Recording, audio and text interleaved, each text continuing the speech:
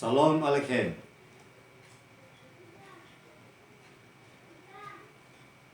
Pada saat ini kita akan membaca Maleakhi pasal 3 ayat 6 sampai 12. Bahwasanya aku Tuhan tidak berubah dan kamu Bani Yakub tidak akan lenyap. Sejak zaman nenek moyangmu, kamu telah menyimpan dari ketetapanku dan tidak memeliharanya. Kembalilah kepadaku, maka aku akan kembali kepadamu, firman Tuhan semesta alam. Tetapi kamu berkata, dengan cara bagaimanakah kami harus kembali? Bolehkah manusia menipu Allah? Namun kamu menipu aku. Tapi kamu berkata, dengan cara bagaimanakah kami menipu engkau? Mengenai persembahan persepuluhan dan persembahan khusus. Kamu telah kena kutuk, tetapi kamu masih menipu aku. Ya, kamu seluruh bangsa. Bawalah seluruh persembahan persepuluhan itu ke dalam rumah perbendaharaan, supaya ada persediaan makanan di rumahku, dan ujilah aku, firman Tuhan semesta alam. Apakah aku tidak membukakan bagimu tingkap-tingkap langit, dan mencurahkan berkat kepadamu sampai berkelimpahan? Aku akan menghardik bagimu belalang pelahap, supaya jangan dihabisinya hasil tanammu, dan supaya jangan pohon anggur di padang tidak berbuah bagimu, firman Tuhan semesta alam. Maka segala bangsa akan menyebut kamu berbahagia, sebab kamu ini akan menjadi negeri kesukaan, firman Tuhan semesta alam. Tema perenungan pada saat ini, manusia merampok Allah. Kalau kita mendengar berita akhir-akhir ini tentang perampokan uang mantan bos 320 juta dan sebuah sepeda motor pada tanggal 4 Mei 2020 di Banda Aceh Besar, dan perampokan sadis menewaskan driver taksi online di Jalan Gurame, Pulau Gadung, Jakarta Timur, tanggal 2 Mei 2020 yang diterbitkan oleh Detik News. Manusia merampok sesama manusia dengan cepat dapat diciduk, dapat ditangkap oleh pihak berwajib atau kepolisian. Hal ini hanya dianggap sebagai biasa-biasa saja. Lalu bagaimana kalau manusia merampok Allah? Tentu sesuatu yang luar biasa. Timbul pertanyaan dalam kitab Maleakhi, bolehkah manusia merampok Allah? Dengan cara bagaimanakah kami menipu, merampok Allah? Kata kaba dalam bahasa Ibrani berarti merampas, merampok. Kemudian dalam bahasa Inggris disebut rob, artinya merampok. Kemudian dalam bahasa Toraja, urampa, artinya juga merampok. Jadi merampok berarti menahan dari orang lain apa yang menjadi haknya. atau mendapatkan sesuatu dari orang lain dengan begitu, dengan tipu daya, dengan tindakan kekerasan. Tuhan Yesus berkata, semua orang yang datang sebelum aku adalah pencuri dan perampok. Pencuri datang hanya untuk mencuri dan membunuh, bahkan membinasakan. Bagaimanakah caranya manusia merampok Allah? Pada zaman Maliaki, manusia merampok Allah di Yerusalem. Begitu juga di Yehuda. Nama Maliaki dari kata Malaki, artinya utusanku. Dalam perjanjian baru, dalam bahasa Yunani disebut Malakias, juga sama, utusan malaikat Yehuwa.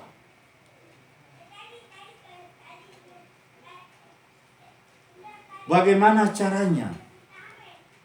Yang pertama, umat Israel jatuh ke dalam berbagai dosa, yaitu dosa perceraian, perkawinan campur dengan pasangan yang menyembah ilah asing, mengabaikan bait Allah dan persembahan persepuluhan dan persembahan khusus, kepemimpinan yang tidak takut akan Allah dan acuh tak acuh. Para imam telah menjadi lalai, angkuh, dan bersikap membenarkan dirinya. Cara yang kedua, Allah menuduh para imam mempersembahkan roti yang cemar. Mereka menjawab, dengan cara bagaimanakah kami mencemarkannya? Melalui korban-korban. Mereka membawa domba yang buta dan timpang. Banyak di antara mereka menolak untuk memberitakan firman persepuluhan, apalagi menjadi pelaku firman. Namun aneh tetapi nyata bahwa setiap bulan mereka menikmati hasil persembahan persepuluhan, sehingga dengan berbuat demikian para imam menunjukkan penghinaan terhadap Tuhan. Cara yang ketiga, kemurtadan umat Israel. Hal ini bukanlah hal yang baru, tetapi sudah terjadi sejak dahulu. Persembahan persepuluhan dan persembahan lainnya yang seharusnya diberikan, dikembalikan, telah dihentikan karena adanya perasaan bahwa Allah tidak lagi memerhatikan mereka. Padahal sejak semula ditegaskan bahwa Allah mengasihi Israel. Dalam ayat 7 menggambarkan kebiasaan buruk ini telah berurat akar dalam bangsa Israel. Sejak nenek moyang yang selalu menyimpan dari ketetapan Tuhan. Walaupun demikian, Tuhan tetap mengajak mereka bertobat. Tetapi Israel berpura-pura tidak tahu akan kesalahan mereka. Telah berbuat dan balik bertanya kepada Tuhan. Inilah yang disebut kemunafikan. Apakah hal yang sama yaitu kemunafikan, masih saja terjadi pada zaman Tuhan Yesus. Pada zaman Tuhan Yesus hidup dalam dunia, hukum tentang persepuluhan tetap berlaku. Hal ini digambarkan dalam Lukas pasal 18 ayat 12 dan Matius pasal 23 ayat 23. Ini dicapai, ini dipakai sebagai dasar untuk mengatakan bahwa hukum itu masih berlaku sampai saat ini. Coba kita perhatikan Matius 23 ayat 23.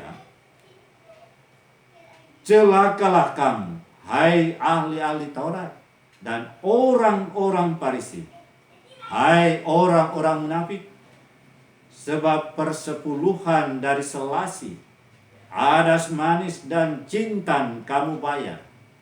Tetapi yang terpenting dalam hukum Taurat kamu abaikan, yaitu keadilan dan belas kasihan dan kesetiaan. Yang satu harus dilakukan dan yang lain jangan diabaikan. Begitu juga dalam Lukas 18 ayat 12. Aku berpuasa 2 kali seminggu. Aku memberikan 1/10 dari segala penghasilanku. Pada zaman Tuhan Yesus, ahli-ahli Taurat, ahli-ahli kitab, orang-orang Farisi, dan orang-orang munafik masih melakukan persepuluhan. Namun mereka menyimpang, menyalahgunakan, bahkan membuat aturan tambahan, membuat aturan persepuluhan bumbu-bumbuan. Hal inilah yang Tuhan Yesus mengkritisi. Bukan persepuluhan yang awal, tetapi yang tambahan ini. Perilaku mereka tidak sesuai dengan firman Tuhan. Sebagaimana ketetapan hukum bahwa rezeki itu adalah milik Tuhan yang dititipkan, dipercayakan kepada manusia, dan di dalam rezeki itu masing-masing ada peruntukannya. Masing-masing punya bagian sesuai peruntukannya, yaitu pada Bani Lewi, para imam, fakir miskin, janda-janda miskin, anak yatim piatu, dan orang asing yang ada di tengah-tengah mereka. Karena itu, lihatlah apa yang dikatakan Maliaki dalam ayat 8 tentang orang yang tidak memberikan persembahan persepuluhan itu. Pertanyaannya, tindakan apa yang dilakukan oleh Tuhan? Apa yang Allah lakukan bagi mereka? Allah memang tidak menghancurkan Israel, tetapi Allah juga tidak bisa membiarkan mereka terus hidup di dalam dosa.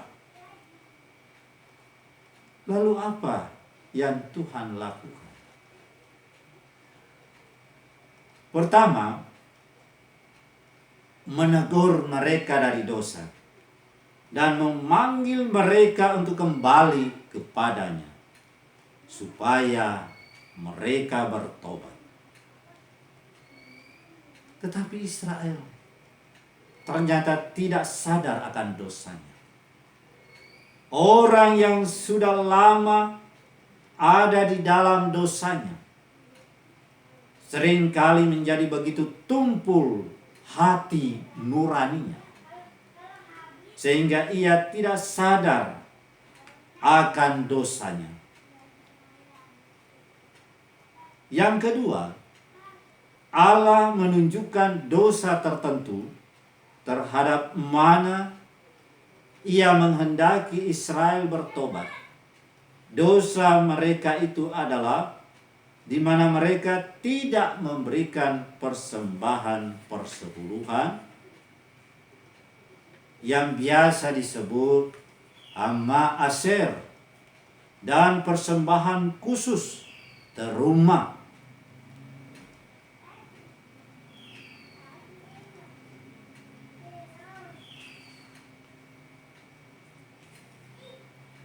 Di dalam Maleakhi pasal 3 ayat 6, bahwasanya aku Tuhan tidak berubah, dan kamu Bani aku tidak akan lenyap. Tuhan tidak pernah berubah. Dulu, sekarang, sampai selama-lamanya. Prinsipnya, karena Tuhan tidak berubah, maka hukumnya juga tidak berubah. Prinsip tentang rumah perbendaharanya tidak pernah berubah. Makanya tetap berlaku sampai zaman Tuhan, sampai hari ini, bahkan selamanya. Oleh karena itu, dengarkanlah firman Tuhan itu dari sudut pandang kebenaran.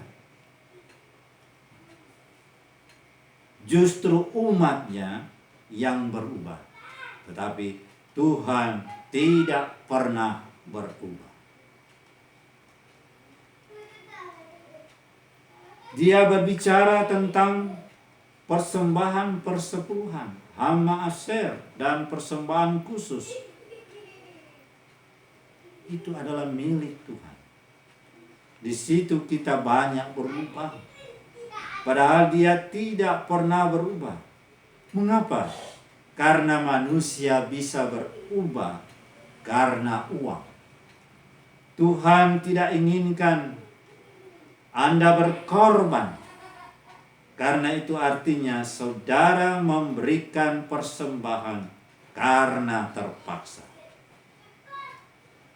Ada orang yang memberi dengan berkorban.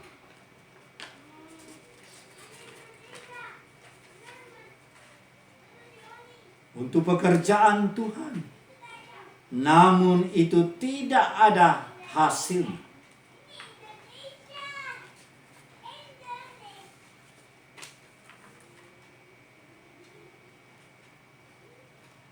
Tuhan berfirman, dengan bersusah payah engkau akan mencari rezekimu. Tehret dalam bahasa Ibrani. Dari tanah seumur hidupmu. Jadi manusia diminta untuk bekerja, berusaha, mengelola alam semesta ini. Sehingga tanah menghasilkan tumbuh-tumbuhan yang berbuah, berupa gandum, berupa anggur, dari ternak hewan yang berkembang biak, dan sebagainya. Jadi, dari seluruh hasil inilah disebut rezeki. Amma Aser artinya persembahan, persepuluhan. Ya.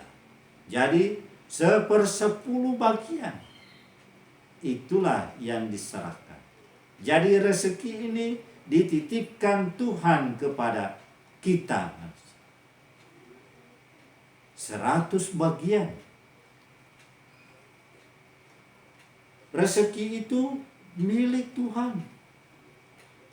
Yang dipercayakan, yang dititipkan kepada kita 100 bagian. Untuk memelihara kehidupan bios selama kita masih hidup. Dan 1/10 bagian Ma'aser. Aser 10. Jadi ada 10 bagian. Makanya disebut bagi hasil. Akhir-akhir ini banyak sekali pengusaha-pengusaha yang menggunakan istilah bagi hasil.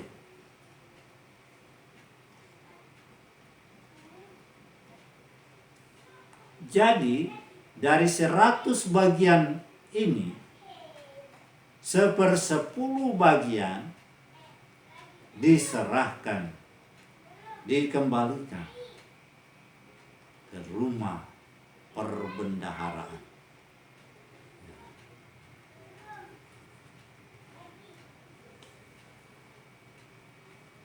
Persembahan. Dikatakan di situ, bawalah seluruh persembahan. Ya. Persembahan dari kata sembah, artinya pernyataan hormat dan hikmat kepada Tuhan. Jadi orang yang memberi persembahan disebut penyembah. Penyembah artinya orang yang menyembah atau memuja. Penyembah berarti memiliki sikap kerendahan hati dan memuliakan Tuhan. Orang yang membawa persembahan persepuluhan disebut penyembah yang benar, sesuai dengan perintah Tuhan, perintah Yahweh. Karena itu dikatakan, muliakanlah Tuhan dengan segala harta, dengan segala rezeki yang kamu terima, dengan hasil pertama dari segala penghasilanmu. Amsal pasal 3 ayat 9. Dan itulah yang berkenan di hadapan Tuhan. Kita lanjut. Bawalah ke dalam rumah perbendaharaan. Kata rumah di sini dari kata el-bait atau bait, rumah.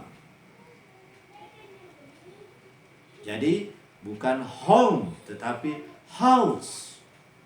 Dia menunjuk pada orang atau manusia. Sedangkan perbendaharaan dalam bahasa Ibrani dikatakan ha'otsar. Perhatikan kata rumah perbendaharaan. Orang yang mengelola rumah perbendaharaan disebut bendahara. Seorang bendahara mengelola, memelihara kerjakan, dan mempertanggungjawabkan rezeki, harta, aset dari milik Tuhan. Pada prinsipnya, seorang bendahara dipercaya oleh pemiliknya. Oleh karena itu, ia mengelola rezeki yang dipercayakan atau dititipkan Tuhan kepadanya. Perhatikanlah kata, bawalah ke dalam rumah perbendaharaan. Ya. Artinya, bangun dulu rumah baik perbendaharaan. Artinya bangun dulu rumah, baru bisa membawa persembahan itu.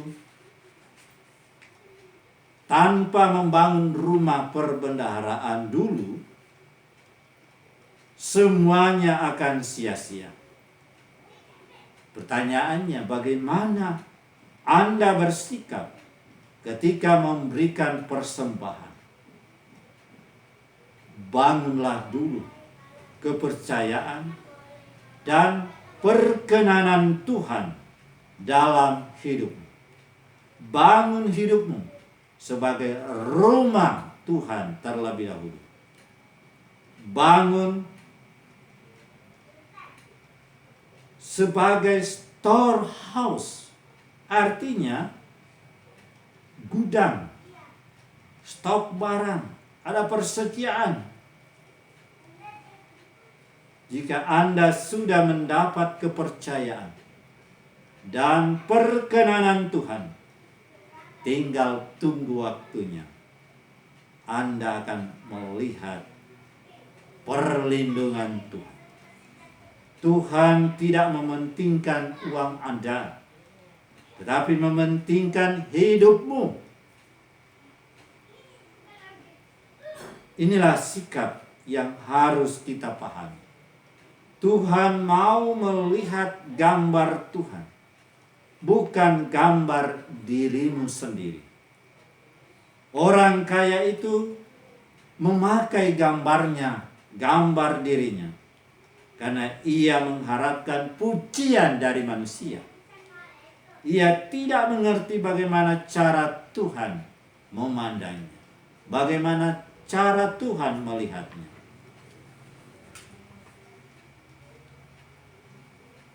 Jika rumah Tuhan terbangun dalam hidupmu, maka rumahnya terbangun di bumi ini. Rumahnya itu bisa Tuhan pakai sebagai sumber bagi orang banyak. Tuhan bisa memakai uang sedikit untuk memberkati bangsa-bangsa. Kenapa? Karena hidupmu itu sebagai benih. Jadi jangan pernah bergumul jika memberi, dan jangan berharap berkat, tetapi berharaplah akan kepercayaan dan perkenanan Tuhan. Ini adalah prinsip untuk hidup sebagai rumah perbendaharaan. Jadi inti dari rumah perbendaharaan adalah untuk mengalami kepercayaan. Dalam bahasa Ibrani dikatakan aman, artinya pegangan. Jadi orang yang percaya memegang firman Allah, memegang janji Tuhan, memelihara, bahkan melakukannya dalam kehidupannya. Bukan hanya sekedar memegang, membaca saja, tetapi kita harus menjadi pelaku-pelaku firman yang hidup. Perkenanan dari kata raksa. Bagaimana caranya hidup mengalami kepercayaan dan berkenan kepada Tuhan. Kata raksa artinya kenan, berkenan menerima. Ini merupakan kata kerja. Dalam kamus bahasa Indonesia, kenan atau berkenan artinya merasa setuju, merasa suka, mengizinkan dengan segala senang hati. Kata berkenan dalam Alkitab mengajarkan bahwa persembahan, kurban, dan doa manusia berkenan kepada Allah hanya kalau orang itu sendiri berkenan kepadanya. Saya ulangi lagi. Dalam Alkitab mengajarkan bahwa persembahan, kurban, dan doa manusia berkenan kepada Allah hanya kalau orang itu sendiri berkenan kepadanya. Tetapi tanpa iman, tidak mungkin orang berkenan kepada Allah. Sebab barang siapa berpaling kepada Allah, ia harus percaya bahwa Allah ada dan bahwa Allah memberi upah kepada orang yang sungguh-sungguh mencari Dia. Penerimaan kurban persembahan Habel membuktikan bahwa pribadi Habel telah diterima dahulu melalui korban persembahannya. Ia memperoleh kesaksian bahwa ia benar karena Allah berkenan akan persembahannya. Hal ini membuktikan bahwa jikalau orangnya itu berkenan di hadapan Tuhan, maka jelas otomatis persembahannya juga berkenan. Yang dilihat oleh Tuhan adalah orangnya, hidup kita manusia. Kain juga diberitahukan korban persembahannya akan diindahkan bila kehidupannya berkenan kepada Tuhan. Kejadian pasal 4 ayat 7. Para nabi perjanjian lama mencemoohkan faham yang bagi manusia dianggapnya biasa-biasa saja, yakni bahwa katanya Allah dapat dibujuk untuk menerima pribadi seseorang dengan cara membawa persembahan dengan upacara yang hebat, luar biasa, secara teknis baik. Bagaimana caranya hidup berkenan kepada Tuhan? Kita tidak mencari berkat, tetapi mencari aman, mencari kepercayaan dan perkenanan Tuhan. Jika kita mendapatkan kepercayaan, kita mendapatkan perkenanan, kita akan mendapat perlindungan yang kokoh, benteng yang kokoh. Kita harus memerhatikan kewajiban itu. Jika tidak, sebenarnya kita sedang menularkan roh yang tidak benar kepada anak-anak kita, kepada istri kita, kepada suami kita, kepada orang lain yang ada di sekitar kita. Akan ada transfer roh, dan itu adalah hal yang sangat berbahaya. Kita perhatikan baik berikutnya. Ada persediaan rezeki, tehret dalam bahasa Ibrani, di rumahku. Apa tujuan rumah perbendaharaan Tuhan? Supaya ada persediaan rezeki. Karena kalau makanan itu hanya salah satu bagian daripada rezeki. Dari kata tehret dalam bahasa Yunani, dalam doa Bapa kami dikatakan artos, artinya rezeki. Berkat Tuhan itu melakukan pekerjaannya dan menyelesaikan. Itulah bedanya antara rezeki dan berkat. Rezeki dan Tuhan ada di rumah perbendaharaan.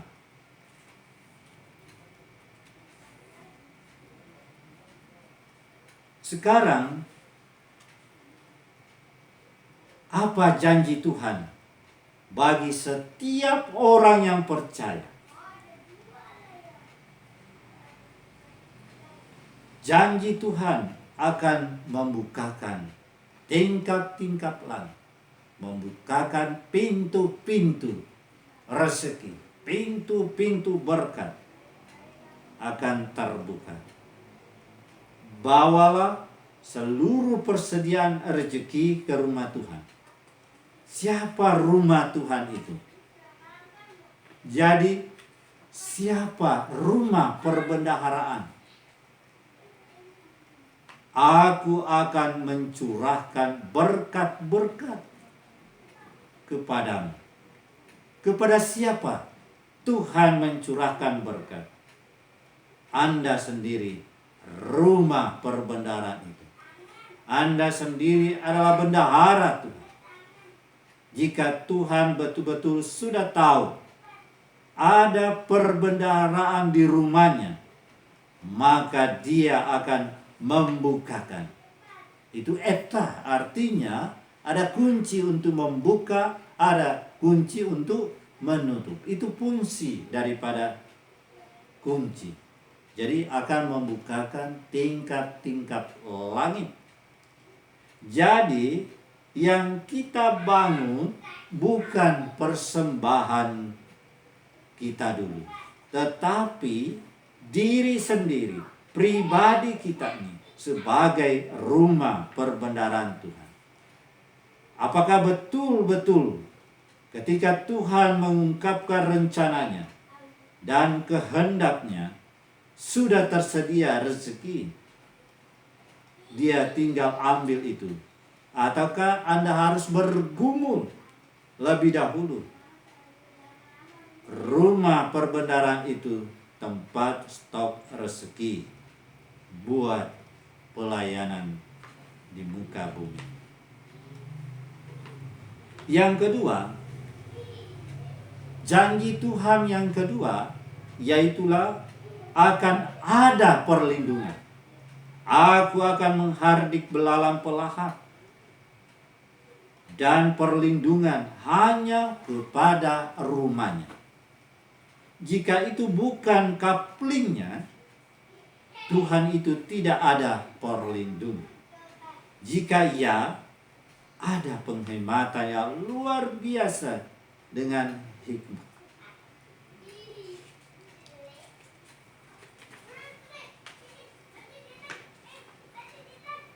Karena itu, persepuluhan itu bukan jaminan adanya perlindungan. Tuhan mau melindungi Anda karena Anda adalah rumah perbendaharaan. Yang ketiga, janji Tuhan yang ketiga, yaitulah kebahagiaan. Orang lain bisa melihat Anda bahagia. Tujuan Tuhan adalah pada bangsa-bangsa. Mereka akan mencontoh rumah perbendaharaan Anda. Dan janji yang keempat, bahwa aku Tuhan tidak akan memukul bumi dengan kutuk. Yang harus dibangun dulu adalah rumah Tuhan. Hubungan antara Bapa dan Anak harus pulih. Harus kita pulihkan hubungan antara Bapa dan Anak. Rumah perbendaharaan Tuhan itu adalah panggilan, tantangan yang paling utama untuk menerobos dalam hal keuangan. Harus ada persediaan rezeki bagi Tuhan, bagi pelayanan. Hari ini berubahlah, jangan merampoki Tuhan lagi. Jangan ragu. Ini bukan masalah uang, tetapi bagaimana kita mengelola perbendaharaan keuangan kita mulai dari hulu sampai ke hilir, yaitu mulai dari sumbernya. Ternyata sumber utama keuangan kita berasal dari Tuhan, sebab Dialah yang memberikan kekuatan untuk memperoleh kekayaan itu. Tuhan Yesus memberkati. Haleluya. Amin.